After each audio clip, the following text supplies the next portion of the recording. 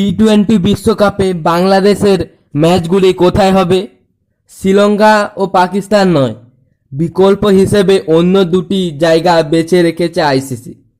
বাংলাদেশের দাবি তাদের ম্যাচগুলি যেন শ্রীলঙ্কায় সরিয়ে নিয়ে যাওয়া হয়। পাকিস্তান বলেছে তারা বাংলাদেশের ম্যাচ করতে আগ্রহী, কিন্তু জানা যাচ্ছে শ্রীলঙ্কা পাকিস্তান নয়, অন্য দুটি কেন্দ্র পছন্দ আইসিসির। আপনারা জানেন টি-20 বিশ্বকাপে ভারতে খেলতে আসবে না বলে বাংলাদেশ যে দাবি করেছে তা নিয়ে আইসিসি সরকারিভাবে এখনও কোনো সিদ্ধান্ত জানায়নি।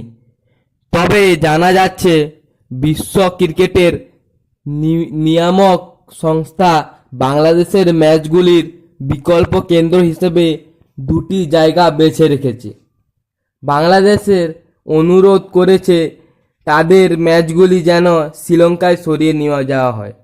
এর মধ্যে রবিবার পাকিস্তান ক্রিকেট বোর্ডের প্রথম মহসিন নকভি বলেছেন তারা বাংলাদেশের ম্যাচগুলি তাদের দেশে করতে আগ্রহী, কিন্তু ক্রিকবাজ ওয়েবসাইটের খবর অনুযায়ী শ্রীলঙ্কা বা পাকিস্তান কোথাও নয়, ভারতেই হবে মুস্তাফিজুর রহমানের ম্যাচ।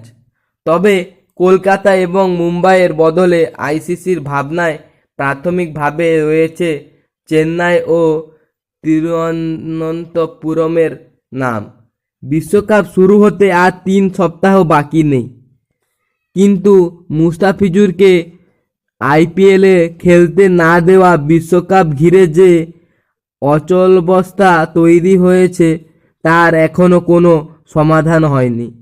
আইসিসি যে কোনো দিন তাদের সিদ্ধান্ত জানিয়ে দিতে পারে।